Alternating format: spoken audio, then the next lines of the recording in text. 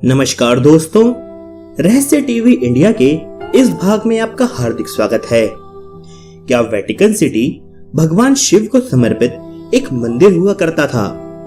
शायद हम इस संबंध में यकीनन कुछ नहीं कह पाए, पर हाल ही में इतिहासकार पीएन ओक ने अपने शोध में यह दावा किया है।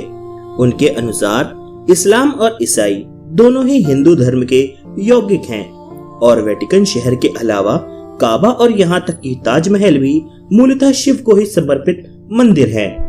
आज का यह वीडियो उनके शोध पर ही आधारित है। इस वीडियो के माध्यम से हम उनके द्वारा ईसाई धर्म के पवित्र शहर वेटिकन सिटी और शिवलिंग के बीच बताई गई अद्भुत समानताओं के बारे में बताएंगे, जो कि एक बार आप सबको सोचने पर मजबूर जरूर कर देगी। यह दुनिया धर्म के एक मजबूत आधार पर ही खड़ी है और शायद इस बात में कोई संदेह नहीं है कि धर्म ही है जो व्यक्ति को सही और संयमित जीवन शैली को अपनाने के लिए प्रेरित करता है। इस दुनिया में अलग अलग धर्मों के लोग रहते हैं, जिनकी मान्यताएं और आदर्श भी एक दूसरे से पूरी तरह से भिन्न हैं। मुख्यतः हम 4 धर्मों हिंदू, मुस्लिम, सिख और ईसाई से भली भांति प्रचलित हैं। लेकिन अगर इतिहासकार पीएन ओक की माने तो धर्म चाहे कोई भी हो, उसका उद्भव सनातन धर्म यानी कि हिंदू धर्म से ही हुआ है। अपने दावों को आधार देने के लिए पीएन ओक ने कई उदाहरण भी पेश किए हैं, जिनमें से रोम का वेटिकन शहर प्रमुख है। ओक का कहना है कि वेटिकन शब्द की उत्पत्ति हिंदी के वाटिका शब्द से हुई है। इतना ही नहीं, उनका कहना है कि ईसाई धर्म यानी कि क्रिश्चियनिटी को भी सनातन धर्म की कृष्ण नीति और अब्राहम को ब्रह्मा से ही लिया गया है। पीएन ओक का कहना है कि इस्लाम और ईसाई दोनों ही धर्म वैदिक मान्यताओं के विरूपण से ही जन्मे हैं। वेटिकन शहर की संरचना और शिवलिंग की आकृति में एक गजब की समानता है।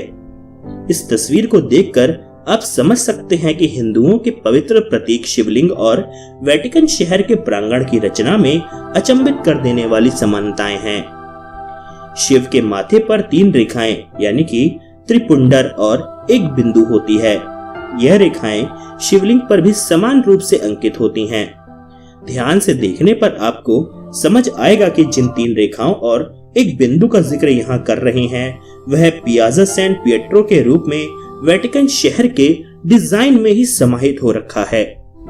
इतिहासकार पीएन ओक के अनुसार वेटिकन शब्द को संस्कृत के वाटिका अर्थात यानी कि वैदिक सांस्कृतिक केंद्र से लिया गया है। इसका अर्थ है ईसाई धर्म के उद्भव से बहुत पहले ही वेटिकन यानी कि वैदिक केंद्र जैसे शब्द का अस्तित्व होता था। रोम के वेटिकन शहर में खुदाई के दौरान भी एक शिवलिंग प्राप्त हुआ था, जिसे ग्रिगोरियन एट्रुस्कन म्यूजियम में रखा गया है। इतिहासकार पीएन ओक के अनुसार आरंभ में ईसाई धर्म भी एक वैदिक धर्म था, जो कृष्ण नीति पर ही आधारित हुआ करता था। इसका नाम भी कृष्ण नीति ही था, जिसके बाद इसे अंग्रेजी ने क्रिश्चियनिटी में बदल दिया। इन सब के अलावा इस्लाम और ईसाई धर्म के लोग जिस आमीन को अपनाते हैं, वह ब्रह्मांड के सुर ओम का ही एक रूप है। दोस्तों, आपको इसको देख के इसके बारे में क्या विचार है, कृपया कमेंट सेक्शन में हमें भी बताएं। अगर आपको ये वीडियो पसंद आया हो तो उसको लाइक करें और जितना हो सके उतना शेयर करें। आशा करता हूं कि मैं आपको अपने अगले भाग में भी देखूंगा। तब तक के लिए नमस्कार।